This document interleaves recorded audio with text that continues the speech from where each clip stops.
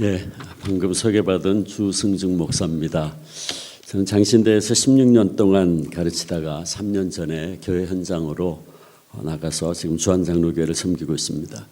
제가 신학교에 있을 때에 서울의 한남 CBMC 기독 실업인회, 거기에서 제가 실업인들 대상으로 7년 동안 매주 수요일날 아침에 성경 공부를 인도한 적이 있었습니다. 근데 한 번은 그분들에게 제가 이런 숙제를 낸 적이 있었습니다. 그것은 하루 일과를 다 마치고 잠자리에 들기 전에 스스로에게 한번 이런 질문을 던지고 체크를 해보면 좋겠다 하는 것이었습니다. 그 질문이 뭐냐면, 나는 오늘 어느 정도로 하나님의 임재를 의식하며 살았나? 나는 오늘 하루 살면서 얼마나 하나님의 임재를 의식하며 살았나 한번 물어보자 그랬습니다. 그리고 그 등급을 5가지로 대답을 나눠서 한번 체크해 보라 그랬습니다. 첫째, 나는 매 순간 하나님의 임재를 의식하며 산다. 둘째, 나는 자주 하나님의 임재를 의식하며 산다. 셋째, 나는 때때로 하나님의 임재를 의식하며 산다. 넷째, 나는 가끔 하나님의 임재를 의식하며 산다.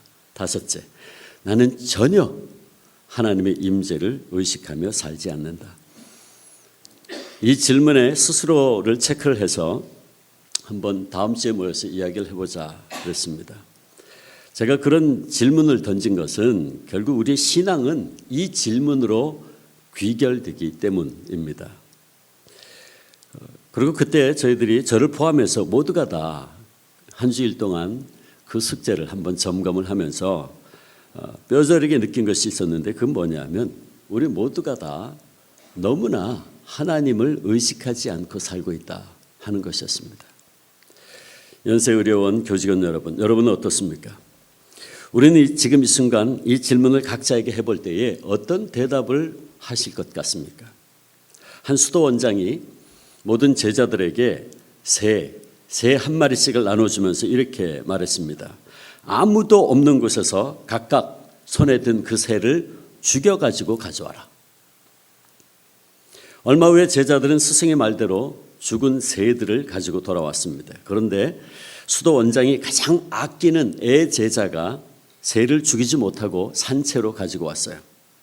그를 시기하던 다른 모든 제자들은 그의 실책을 흐뭇하게 여겼습니다. 그때 원장이 물었습니다. 너는 왜 새를 죽여가지고 가져오지 않았느냐? 그가 이렇게 대답합니다. 선생님, 아무도 저를 보지 않는 것을 도저히 찾을 수가 없었습니다. 하나님이 저를 쳐다보고 계셨고 하나님께서 가는 곳마다 임재하시기에 저는 새를 죽일 수 있는 장소를 결국 찾지 못했습니다. 수도 원장의 입가에서 사랑과 기쁨의 웃음이 피어올랐죠. 연세의료원 교직원 여러분, 우리가 신앙생활을 한다는 것이 무엇일까요? 여러분은 무엇이 신앙생활이라고 생각하십니까? 이 질문에 대해서 우리는 매우 다양한 대답을 할 수 있을 것입니다. 그러나 저는 오늘 이렇게 말하고 싶습니다. 신앙생활은 하나님의 임재를 의식하며 그 앞에서 사는 것이다. 신앙이 뭡니까? 그건 하나님께서 분명히 존재하시고 그분이 오늘도 우리와 함께 하심을 믿는 것, 그게 신앙이 아니겠습니까? 그렇다면 신앙생활이란 하나님의 임재를 이렇게 언제나 의식하며 그 앞에 사는 것, 그것이 바로 신앙생활이죠. 여러분들이 구약성경에 나오는 다윗의 이야기를 잘 아실 겁니다. 다윗은 전혀 흠이 없는 왕은 아니었지만 그래도 이스라엘의 가장 유명한 성군이었습니다.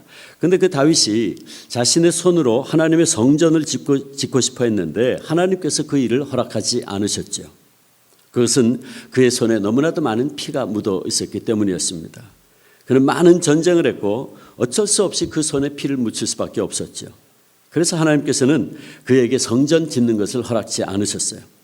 그리고 다윗은 그것에 대해 섭섭하게 생각하거나 혹은 자신의 뜻을 따라 성전을 지으려고 시도하지 않았습니다. 대신 그는 자신의 아들 솔로몬이 그 역할을 잘 감당할 수 있도록 철저하게 준비하면서 하나님 앞에서 묵묵히 조연으로서 역할을 성실껏 감당했죠. 그 기록이 역대상 28장에 기록이 되어 있습니다. 그런데 그는 이 주연이 아닌 조연의 역할을 하면서도 성실하게 정말 행복하게 그 일을 감당했어요. 그렇다면 무엇이 다윗으로 하여금 자신이 주인공이 되지 않아도 감사하고 행복할 수 있게 만들었던 것이었을까? 우리는 그 대답을 오늘 방금 읽은 그 말씀 역대상 28장 9절에서 우리가 잘 발견할 수 있는데 거기 보면 이런 말씀을 해요. 내 아들 솔로몬아, 너는 네 아버지의 하나님을 알고 온전한 마음과 기쁜 뜻으로 섬길지어다. 여호와께서는 모든 마음을 감찰하사 모든 의도를 아시나니 네가 만일 그를 찾으면 만날 것이다. 이 말씀은 짧은 한 절의 말씀이지만 다윗이 어떻게 자신이 원하는 대로 되지 않아도 감사함으로 행복할 수 있었는지에 대한 대답을 주고 있습니다. 이 말씀은 그가 그의 아들 솔로몬에게 이제 성전 건축을 지시하면서 준 간곡한 권면의 말씀이었죠. 그런데 그 중에 다윗이 하나님에 대해서 이런 말을 합니다. 그분은 모든 사람의 마음을 감찰하사 모든 의도를 아시는 하나님이시다. 그렇습니다. 비록 자기의 손으로 성전을 짓지는 못해도 자기의 마음을 알고 계시는 하나님, 그리고 언제나 자신을 바라보고 계시는 하나님, 그 하나님을 의식하고 있었기에 다윗은 흔들리지 않았던 것입니다. 욕심을 내지도 않았죠. 그리고 이렇게 고백한 겁니다. 시편 131편에 보면 다윗이 이렇게 고백해요. 여호와여, 내 마음이 교만하지 아니하고 내 눈이 오만하지 아니하오며 내가 큰 일과 감당하지 못할 놀라운 일을 하려고 힘쓰지 아니하나이다. 내가 감당하지 못할 놀라운 일을 하려고 힘쓰지 않겠습니다라는 그의 이 고백은 하나님께서 내게 주시지 않은 것, 하나님이 내게 허락하지 않은 것 하려고 하는 어리석음을 범하지 않겠습니다 하는 고백이죠. 그는 늘 이렇게 하나님 앞에서 하나님을 의식하고 하나님의 임재를 의식하며 살았기에 주어진 것에 만족할 수 있었고 감사하며 살 수 있었던 거죠. 매 순간 하나님의 음성을 듣고 하나님과 함께하는 삶을 살아간 하나님의 신실한 동행자였던 프랭크 루박이라고 하는 필리핀 선교사가 있었습니다. 그는 날마다 하나님과 동행하는 삶을 살 것을 갈망했는데 45세에 자기 신앙에 대한 근본적인 불만을 느끼고 일생일대 결심을 합니다. 그것은 15분 내지 30분 단위로 하나님을 의도적으로 의식하겠다 하는 것이었습니다. 그러나 그가 쓴 그 프랭크 루박의 편지라고 하는 짧은 책이 있는데 그 책을 보니까 의식적으로 끊임없이 하나님께 복종하는 것이 지극히 어려운 일입니다. 그렇게 고백을 합니다. 근데 저도 제가 그 책을 읽고 한번 시도를 해봤어요. 이게 나도 그래도 목사인데 내가 매 순간 정말 내가 하나님을 의식하며 좀 살아야겠다. 나도 한 15분, 30분 단위로 정말 하나님을 의식하며 한번 내 살아야겠다. 근데요, 너무너무 힘들더라고요. 그게 제대로 안 되더라고요. 뭐 좀 일하다 보면, 뭐 준비하다 보면 1시간, 2시간 휙 지납니다. 근데 돌이켜보니까 그 1시간, 2시간 동안 제가 하나님을 전혀 의식하지 않았어요. 이게 말대로 쉽지 않더라고요.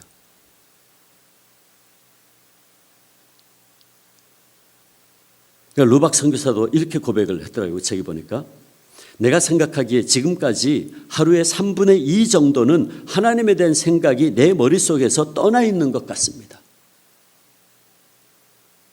어떻습니까? 저는 해보니까 한 10분의 9 정도는 떠나 있는 것 같아요. 그런데 루박 선교사가 이걸 끊임없이 의도적으로 실천합니다.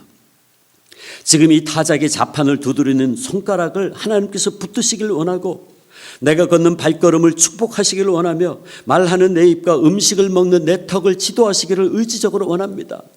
끊임없이 그는 의지적으로 그 훈련을 해요. 하나님과 동행하는 삶을 실천하려고 노력했죠. 마침내 그는 나중에 이렇게 고백합니다. 나는 타자기를 두드리면서도 하나님을 느낍니다. 목수는 못을 박으면서도 하나님으로 충만할 수 있습니다.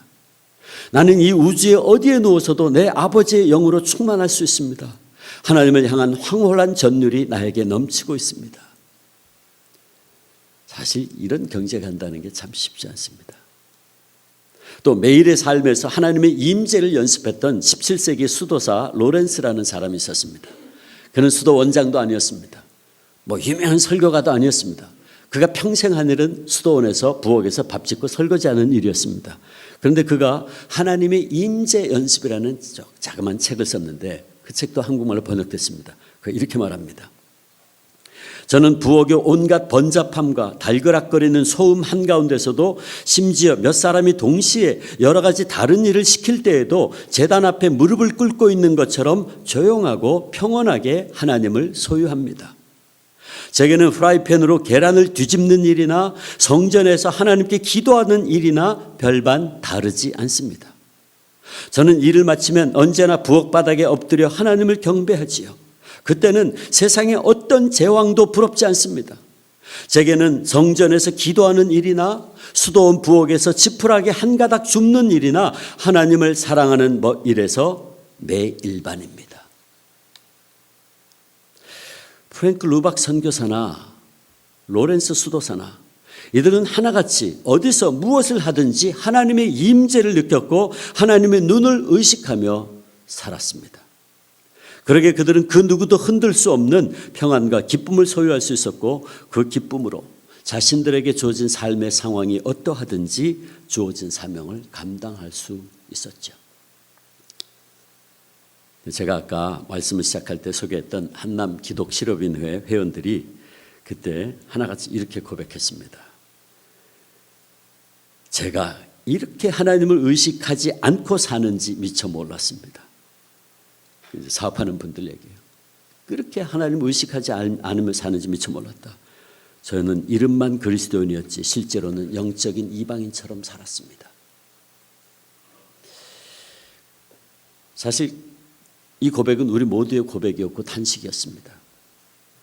요즘 날마다 한국교회를 바라보면 한국교회의 치부들이 드러나고 있고 특별히 그 문제의 핵심에 교회의 지도자들과 교인들이 연루되어 있는 것을 보면서 참 마음이 착잡합니다. 우리 믿는 이들이 정말 매 순간 그 삶의 현장에서 그 사역의 현장에서 그 섬김의 현장에서 하나님의 임재를 느끼며 하나님의 눈을 의식하며 살고 있다면 과연 한국교회가 이렇게까지 사회의 비난을 받게 될까? 사랑하는 연세의료원 교직원 여러분, 여러분은 어떻습니까? 이 시간 우리의 사역과 섬김에 대해서 잠깐 생각해 보십시오. 우리는 지금까지 살아오는 동안 또 하나님께서 세우신 이 소중한 병원에서 환우들을 돌보며 치료하면서 매 순간 과연 얼마나 하나님의 임재와 하나님의 눈을 의식하면서 섬기고 있습니까? 바라기는 우리 모두 순간순간 내가 환우들에게 하는 모든 말, 그들을 치료하는 행동, 심지어는 생각까지 다 하나님께서 감찰하시고 계시고 우리의 모든 속에 있는 의도까지도 알고 계신다는 사실을 항상 의식하며 우리에게 주어진 이 소중한 사역 감당하셔야 되지 않겠습니까? 그것이 바로 진정 하나님의 병원인 일세브란스 의료원의 부르심을 받아 환우들을 돌보고 치료하는 의료인 여러분들의 가장 소중한 자세가 되어야 하지 않겠습니까? 우리가 프랭크 루박 선교사처럼 로렌스 형제처럼 이렇게 늘 하나님의 임재를 느끼고 하나님의 눈을 의식하면서 우리에게 맡겨주신 이 귀한 의료 행위를 감당할 때에 우리들에게도 그분들에게 주신 참 평안과 기쁨이 주어질 것이고 우리는 그 기쁨과 평안으로 우리에게 주어진 의료인으로서의 사명도 온전히 감당할 수 있게 될 것입니다. 이런 은혜와 축복이 연세의료원의 모든 교직원 여러분들과 여러분들의 섬김 위에 함께 하시기를 주님의 이름으로 축복합니다.